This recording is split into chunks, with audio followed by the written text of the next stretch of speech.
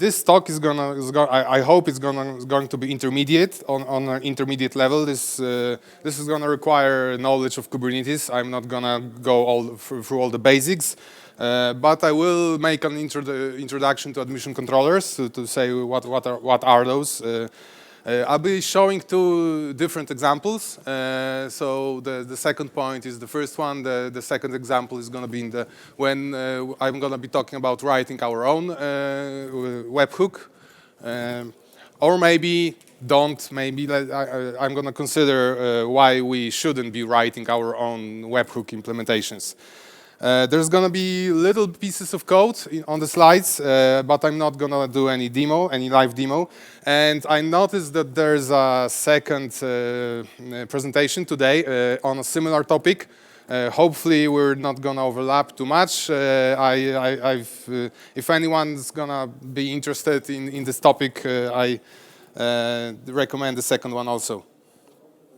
So what are admission controllers? Admission controllers are a piece of code that process the requests that are coming into the Kubernetes API server. And so this is the whole the whole flow that every request must go through. It doesn't matter if it's coming from a human user, from kubectl, or service accounts from inside the cluster. We're talking here about requests that modify objects. So any requests that create, update, or delete objects, this does not apply to reading stuff from the cluster itself. So the first step is authentication. The Kubernetes has to identify who's talking to it. Kubernetes does that as modules. So there might be more than one module. So if any of those modules succeed, so the request can continue. The second part is authorization. This is where this is also in form of modules. So there can be more than one. For example, this is airbag. And also, if any of those modules authorize successfully, the request can continue. And then it goes through admission controllers. And so admission controllers work a bit differently. If any of those deny the request, the user gets the response that the request was denied. So they all must pass. All configured admission controllers must admit the request. And only after that, the modification is being saved to the storage to etcd.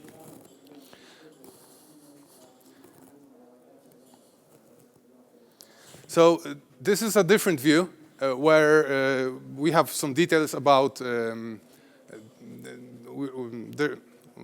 it's showing that there are two kinds of admission control, mutating admission and validating admission.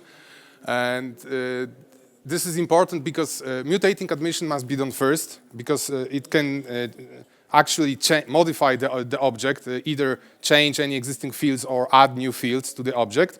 And obviously that the orders here is important, because that if one admission controller changes the object, it might affect how the other ones behave. They might be checking the same object.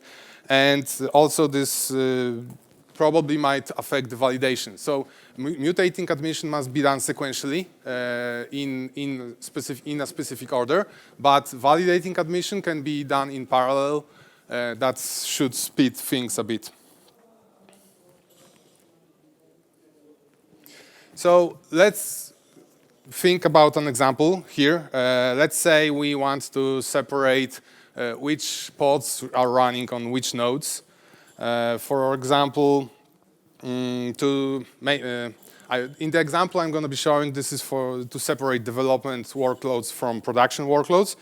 But this is done mainly to reduce the risk, because on development we can run some not very well tested code that might affect the whole cluster. And I assume there's some people here that don't have like full coverage of tests and accidents happen, and well, you can forget to set some limits on your code, and the service might use too much memory, and you can take down the whole node. So to reduce this kind of risk, we can try to spread the load around, separate development from production. Maybe we have some policies that we have to conform, that we can't keep some data physically on the same nodes. That might not be very reasonable, but there are some policies like that. So how to do that? Which one of those default controllers should we use? So there's obviously a very long list. I don't expect anyone to be going through that right now. But hey, there's one that has all the necessary keywords in its name, like pod and node and selector. So maybe this is what we should go for.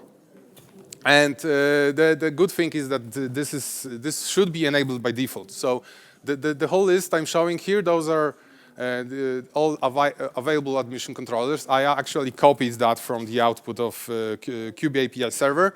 And well, depending on the cluster you're running, this list might be different, but well, you can check that in your cluster.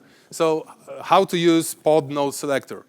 The easiest way, when this controller is running, it recognizes a special annotation in your namespaces. So you can add this annotation in bold to your namespace when creating a namespace, or you can add that later on. And in the value, the key here is hard-coded. It's always the same. But in the value, you put a label selector for node labels on which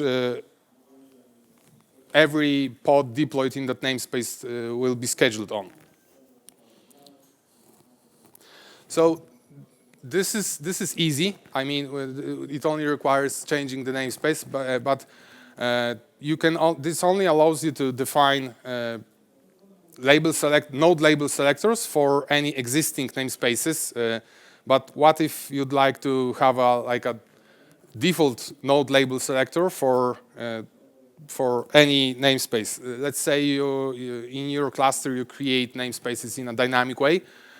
Maybe this is how GitLab is deploying your feature branches by creating separate namespaces. So to do that, you'd have to use another kind of configuration for this admission controller. Unfortunately, it requires modifying the arguments for your kubeAPI server. You have to specify the configuration file. And on the left, we can see the main configuration file for all admission controllers. And this mentions another file where we can list all the namespaces with their node label selectors. And we can define a default one for any other namespace that is not listed here.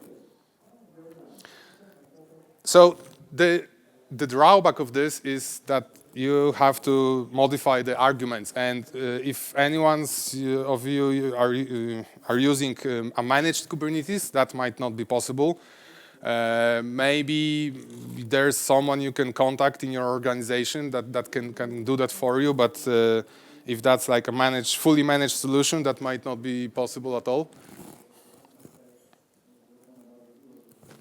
So after you choose your label selectors, you have to remember about actually labeling your nodes.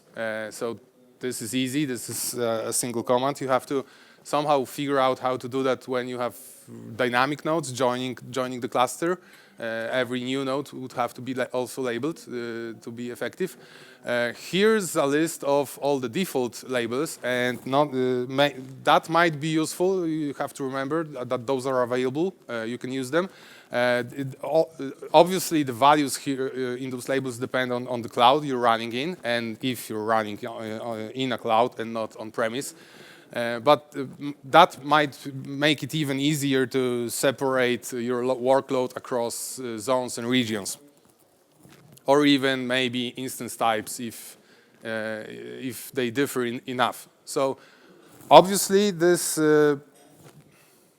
And the effect of working of that controller is that it mutates the pod being scheduled. So it adds the node selector field, which in turn selects the right node that you want to deploy on. So you notice a few, I hope you notice a few drawbacks of this solution. That sometimes it requires extra configuration. The label, using node label selectors is pretty simple. Also, you can only do simple matches and simple combinations of labels. You could do the same using affinity, but there is no existing controller currently for affinity. So you'd have to configure affinity directly on the pods, so that makes it a little bit harder. Okay, so how about what to do if it turns out there's no controller, no existing controller that meets our needs, and we want to write our own? So let's start with going through again, checking out a few existing ones just to get an idea of what's possible, how are they used, and how should they be used. So let me just go quickly through the list. Namespace exists. Obviously, makes sure. I mean, we can figure that out from the name itself. That it makes sure that the namespace we are trying to create objects in actually exists. Namespace lifecycle makes sure that whenever a namespace is actually being deleted, we don't create new objects inside of it, because deleting a namespace takes down all the objects inside it, and this is a pretty complex stuff, pretty complex process that might be interrupted.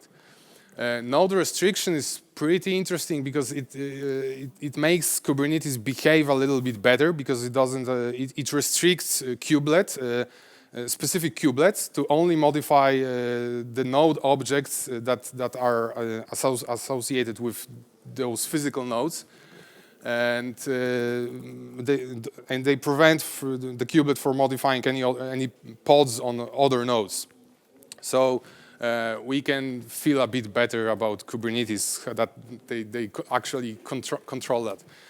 Owner references permission enforcement is another validating webhook that ensures that the owner references field requires special permissions to be modified.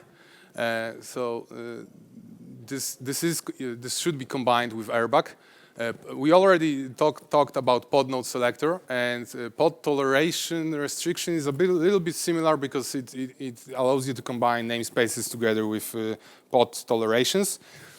And obviously, at the end, we have validating admission webhook, about which we're going to talk in a minute. So mutating controls are a little bit more interesting. Always pull images changes your image pull policy to always pull, to force checking authorization for the Docker registry that you're using, because if your credentials expire and the images are already cached on the node, you would be still able to use them. So this is a way for cluster administrators to actually enforce that users won't be able to use all the images that they lost access to. Default storage class is a very simple one that only applies, like sets the value of storage class whenever it is not provided by the user. So this is a very nice example of a simple mutating webhook that applies sane defaults. Limit ranger also applies defaults. If a pod doesn't specify its limits for containers, it can use the cluster defaults. Namespace auto provision. I'm not sure this is enabled by default, but this creates the namespaces for you if you've tried to deploy anything into them. That might make it a little bit easier, especially if you're using dynamic namespaces. And priority is just translating a numeric value for priority field into a string label. So it's like, it's not actually applying a default, but just expanding one value. And obviously mutating admission webhook. And why I'm showing the whole list to give you an idea of how mutating webhooks behave. So they usually use to set complex default values. And obviously, they can do anything on your objects, but it's very important to say that you shouldn't be doing too much. You shouldn't be doing very unexpected things, because that might break the life cycle of other controllers, and that's why, well, all the default ones are mainly used for setting defaults. And worth noting that both webhooks are still marked as a beta feature in Kubernetes. So this is only for being complete. There are two switches to enable more and plugins, or disable the ones that are enabled by default. And you can get a whole list of all available plugins in your server. But this again requires you to have access to your master. So to create your own admission controller, you have to create the admission registration. The validation webhook configuration. That's going to actually tell Kubernetes how to reach your webhook.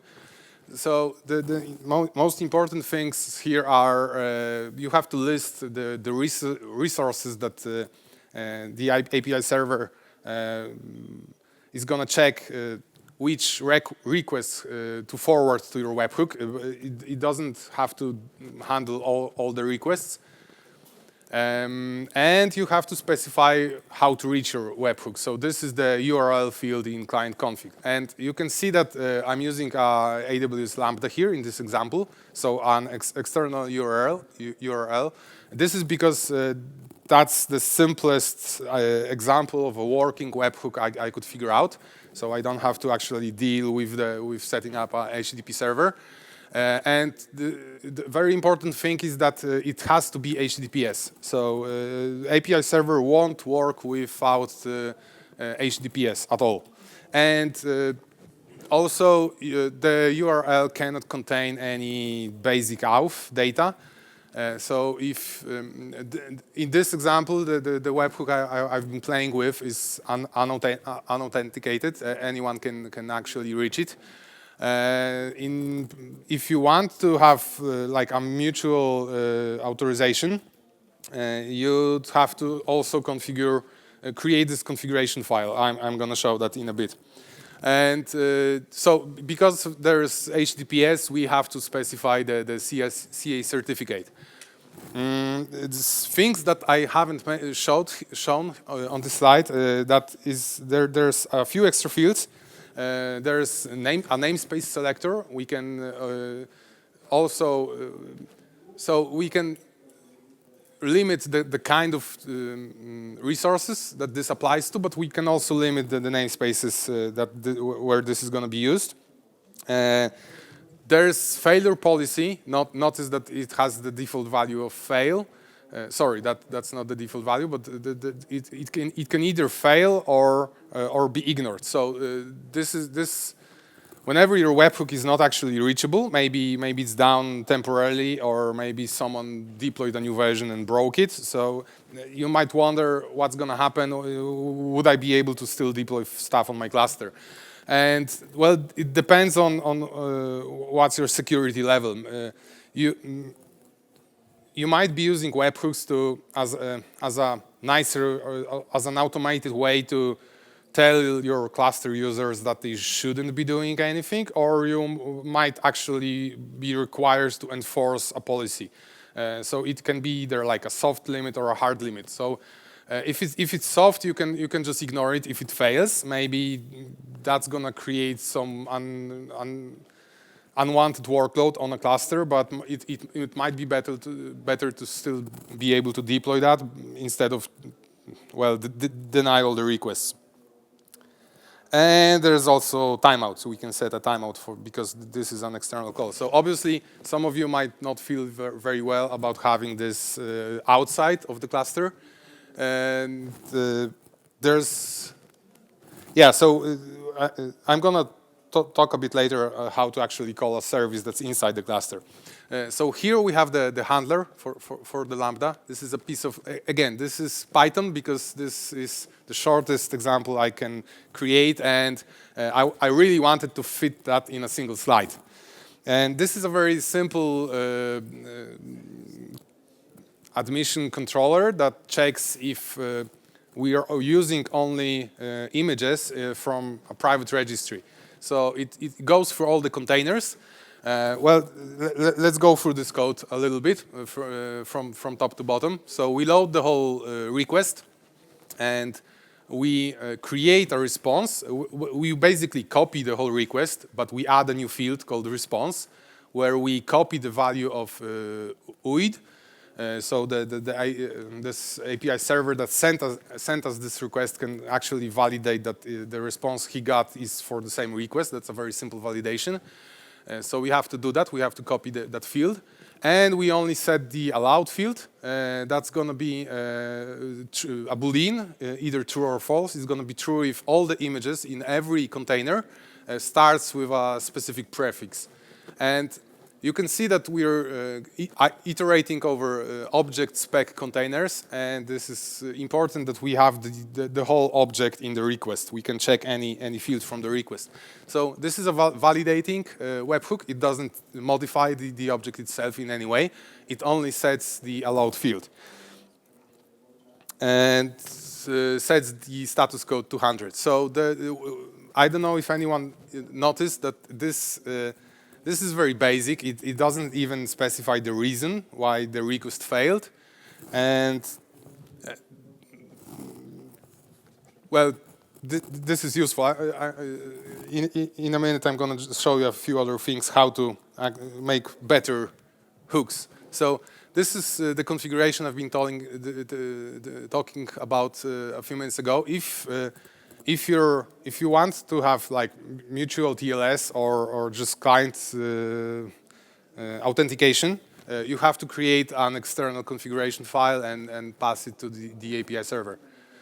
So and the format of the configuration file is just kubeconfig. So this looks like your regular kubeconfig. And I would use that, I would protect any mutating webhooks that would have side effects. So that might also happen. There's, again, when defining the webhook, so in this webhook configuration, we can specify the behavior for, we can specify if the webhook has any side effects, if that would be a mutating webhook, and if it does, maybe it's required that the other webhooks has to be called again, because if the webhook can change the object itself, and it might have to be validated again by all other webhooks. So if you have a webhook like that has side effects, so it can either mutate your object or any other external resource. Let's say, I don't know, maybe it has some kind of counter that keeps tracks of how many objects you created. You really wouldn't like anyone to be calling it and then passing it some different resources, so you better protect it. But you'd have to have access to API server flags to do that. So this is how it looks when you try to create something. Talking about this example, when we validate images, we're trying to create a deployment. By the way, this is the deprecated way of creating deployments. We're trying to create a BusyBox pod running BusyBox, and this doesn't have the image prefix. So we created a webhook for pods, for checking pods, but here in this example we create a deployment, and it doesn't fail because we can create the deployment, but the deployment is going to try to create pods. So how do we know it failed? Well, we're going to see that the pod is not there as expected, but also, yeah, we can check the number of replicas on the deployment and also see that this is still 0.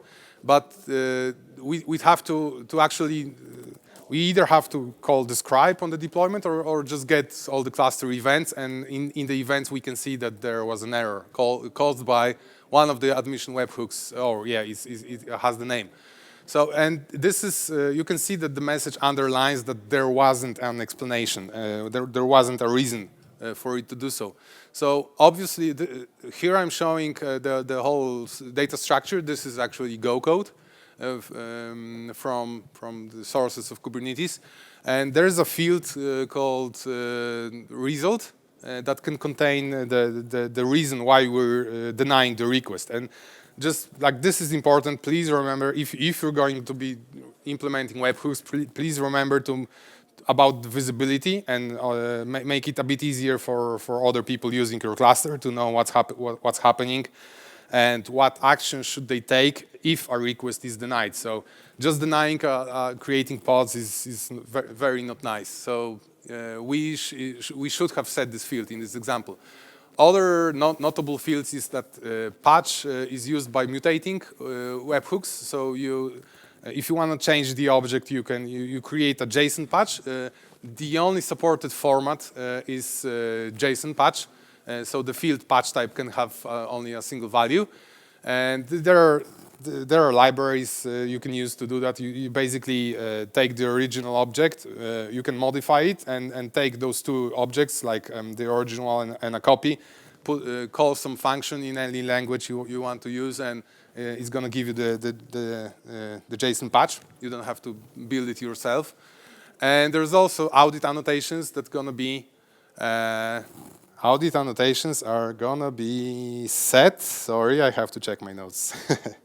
Yeah, they're gonna be set on the object that was modified, and they're gonna contain the name of the webhook and keys of this map as suffix, and the values as values. So again, this is another way of telling people that something is happening in your cluster, and I highly recommend that. Like you can either give a reason or any details about the change if that's a mutating webhook. So I told you that you can actually, let's go back a bit to the webhook configuration. If you would like to instead just run a service in your cluster and call this service, you would replace the URL field with service to give the service name and namespace that's running in your cluster. And again, this service would need to be reachable by HTTPS. So it has to listen on port 443.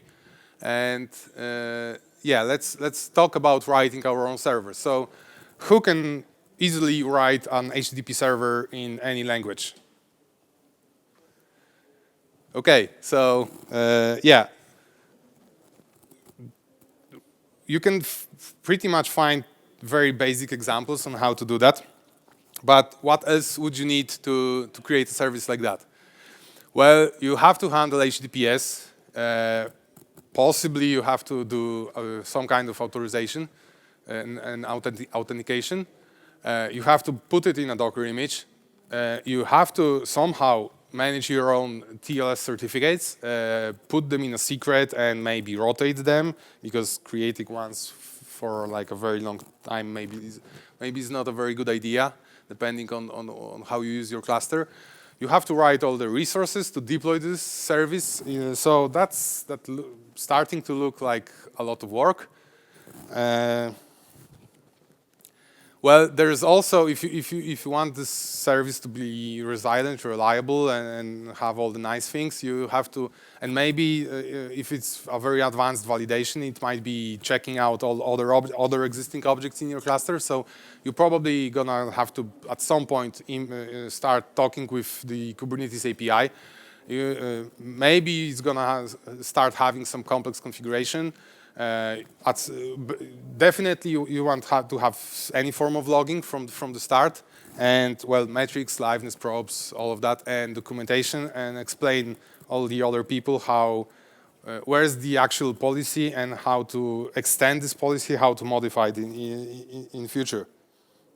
So if you're an experienced team that's doing microservices, it's very probable that you have all this figured out, and that's not an issue. It might be quite easy for you to just create a next microservice, but maybe you don't want to do that because it's too much. So what to do when we don't want to write our own webhook, but we still want to extend Kubernetes? Well, there's Open Policy Agent that has a server that implements those webhooks and can talk to API server. Again, a reminder, there's going to be a presentation, a second presentation about that today, so I hope there's going to be a lot more examples. I'm just going to quickly show you how that differs from the solutions I presented.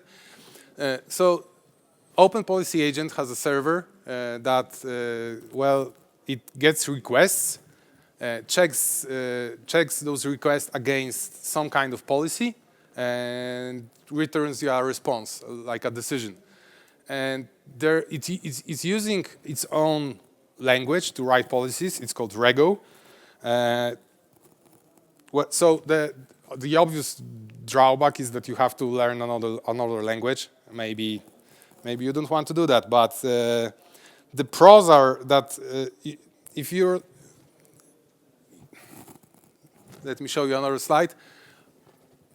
OPA can be used in lots of places. So if you start writing policies, you can have you can use like the policies in the same format in very different situations, and this standardization might make it a bit easier to manage those.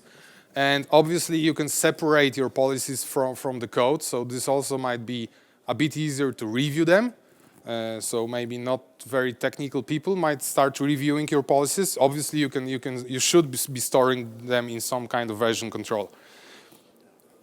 So on the left upper corner, we see that OPA integrates with admission control, but also you can use it to validate, I don't know, SSH logins on a node. You can integrate it with your business logic inside your application to limit access, and you can even put it in your database. So that's what I like the most actually about OPA.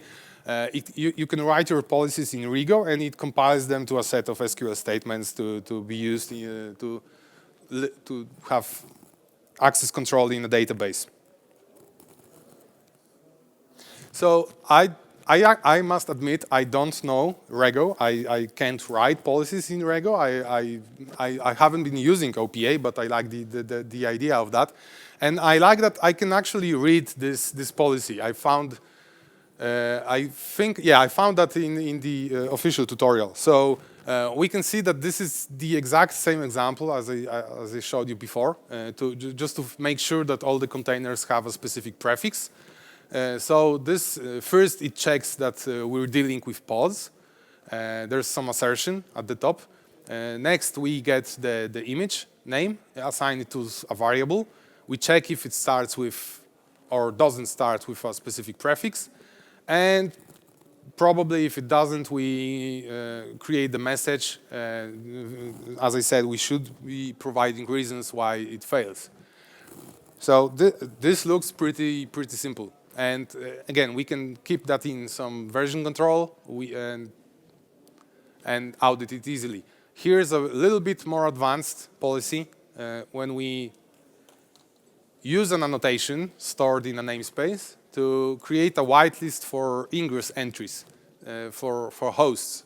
So we can, using that, we can easily limit the kind of or validate that all the configuration for ingress in our cluster in specific namespaces is valid. So that's all from me. I've got a question, because you said that the hooks are executed only when creating a given object in Kubernetes? Or so when updating or deleting an object. Well, you configure, when you're creating a webhook configuration, you have to specify all the actions that are going to trigger calling this webhook. So you have operations here. Okay, so for example, I have a deployment, and it creates a deployment as an object, and then deployment creates a pods. Yeah, so you can either create a webhook for creating pods. So the deployment is going to be creating pods, or you can validate deployments first. But Well, you shouldn't only be validating deployments because someone might be creating pods manually, right? So Yeah, but my question is like, for example, if I have a deployment that creates 1,000 pods, then each pod will be validated separately. yes. So yeah, maybe I don't know. You're asking about the overhead of this. Yeah, something like that. Well, yeah, obviously it's gonna be executing this webhook for every pod. So you kind of have to, if you're writing your own, you have to make sure it's fast. And for example, OPA is ensuring it's fast. they measure that and they pay attention to that. Another question. What about running, let's say the policy is changed in the middle of the day. How can we enforce checking if the current policy the current resources are in sync with the policy, like we introduce more strict rules? You should be using a regular controller for like you should have some other controller that would reconcile your objects on a regular basis. So if you instead like you would have a webhook, but you also would need a second service that would be implementing a controller that would notice a change in those policies whenever they start. They don't have to be stored in the cluster itself. I'm pretty sure OPA does that. I don't know, but I would expect that. Let's assume you have a use case where you're serving your webhooks through the web server that you showed on the cluster, and you broke the webhook, and you restart the web server. How to handle that? Since all the pod with web server will fail, so basically you cannot run any pods. So you can't deploy any new pods, but you broke them in a way they're going to try to be redeployed, right? I mean, you broke the webhook, and you restarted the pod with web server, and it cannot start. Mm-hmm. Well, that's you have to set a proper failure policy. So you have to judge what behavior is better for you. Do you want to ignore this webhook in some cases? Maybe it doesn't have to be enforced like in 100%. Maybe that's okay because it's assuming goodwill of your cluster users that they're not gonna try to break stuff intentionally. So maybe that's a solution for this situation. Okay, thanks.